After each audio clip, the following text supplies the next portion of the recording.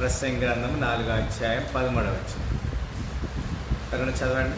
మూఢత్వము చేత బుద్ధి మాటలు చెవియొగ్గలేని ముసలి రాజు కంటే పేదవాడైన జ్ఞానవంతుడు చిన్నవాడే శ్రేష్ఠుడు. ఆమె చెప్పండి. హల్లెలూయా. హల్లెలూయా. చాలా బాగా ఉన్నారు కదా, ఒకసారి హల్లెలూయా చెప్పండి. హల్లెలూయా. హల్లెలూయా. రెండు చేతులతో. హల్లెలూయా. ఇప్పుడు వెళ్ళమంటే పరిగెత్తుతారు. ఇప్పుడు అవునా? ఒక్క నిమిషం ఆపి వెళ్ళండి అంటే ఆమెనంటే చాలు. అవునా? అందరు పక్కన తోటతో కూడా మాట్లాడాలి. మూఢత్వము చేత అంటే మూఢుడంటే ఎవరు? మూఢుడంటే ఎవరు? మూర్ఖుడు అనుకో.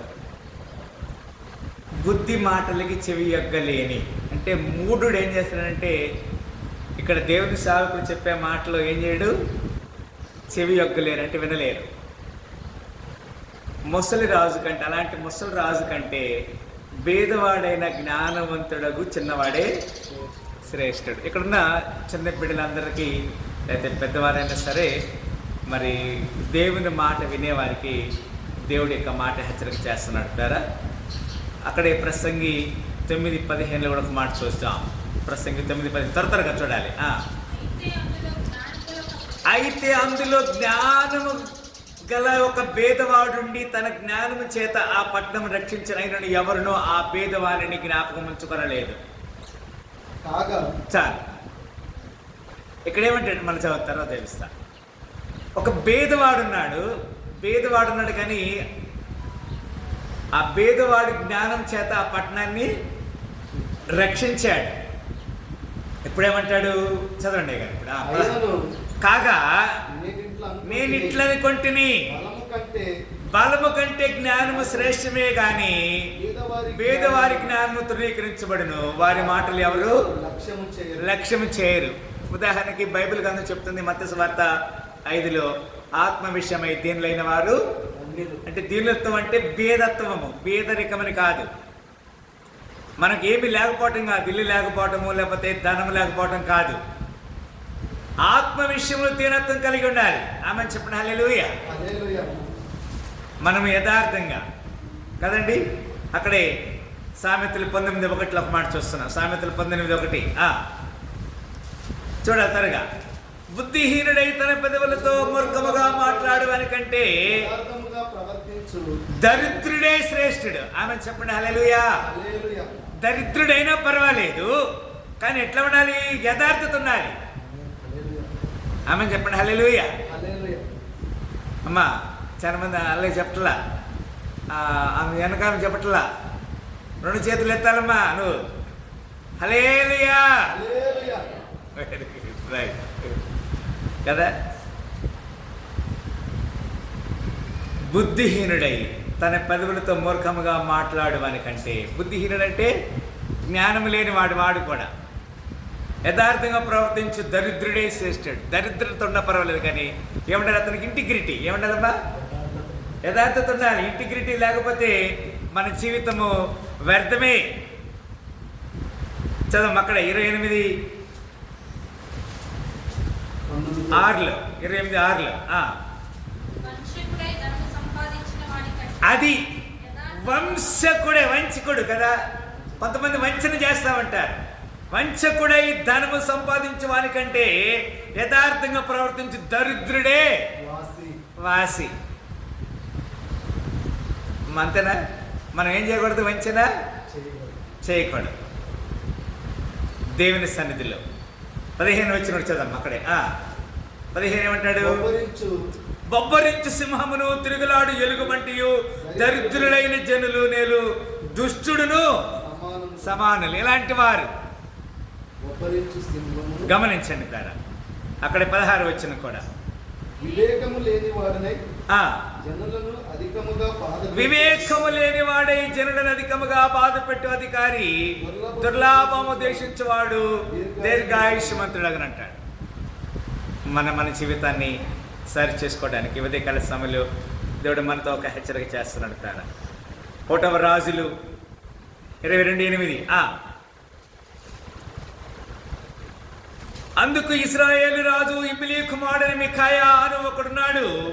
అతని ద్వారా మనము యెహోవా యొద్ద విచారణ చేయవచ్చు కానీ అతను నన్ను గురించి మేలు ప్రకటింపక కీడే ప్రకటించింది గనక అతని యందు నాకు ద్వేషము కలదని యెహోషాపాతుతో గమనించండి. యెహోషాపాతు అనగా యెహోషాపాతు రాజు అని మీరు అలాగూ అనవద్దు. అక్కడ యెహోషాపాతు రాజు అహాబు రాజుతో కలిసి యుద్ధానికి వెళ్తున్నప్పుడు సిరియా మీదకి అక్కడ ఇమ్లీ కుమారుడటువంటి మిఖాయా ఉన్నాడు.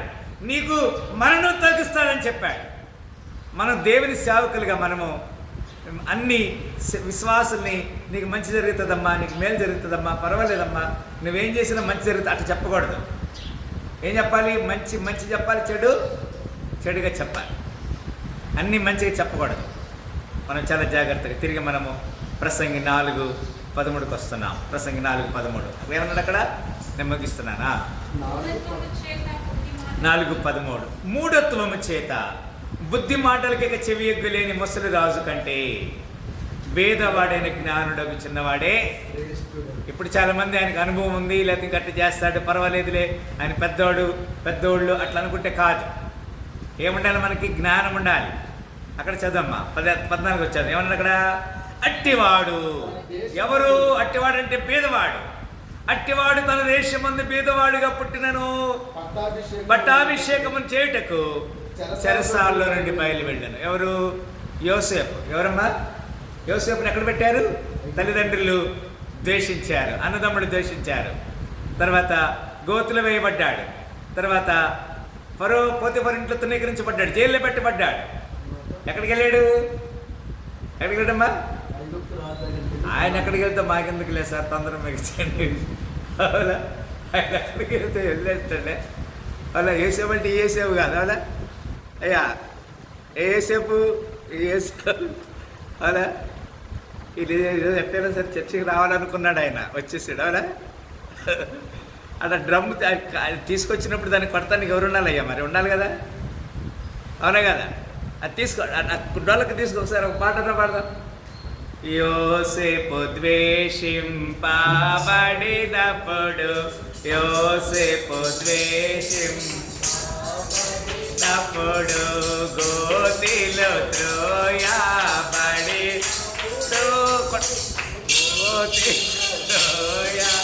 పడినప్పుడు శోధనలో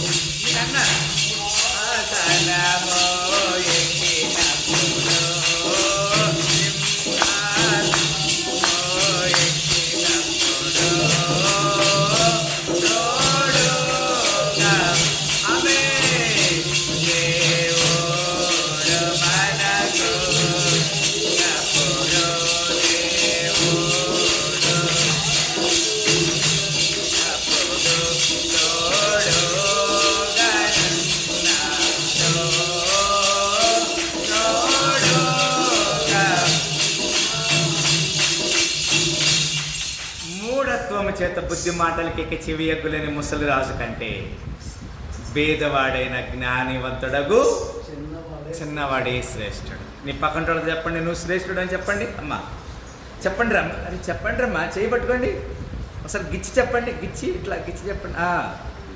ఎందుకంటే అట్టివాడు తన దేశమందు భేదవాడిగా పుట్టిన, కాచవాని సింగారంలో మనం భేదలుగా పుట్టిన, ధనము లేకపోయినా, ఇల్లు లేకపోయినా, పొలము లేకపోయినా, మనకు అన్నీ అనుకునే లేకపోయినా భేదవాడిగా పుట్టిన ఏమవుతాడు?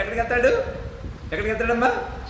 పట్టాభిషేకము చేయుటకు చెరసాల్లో నుండి బయలుపెడతాడు.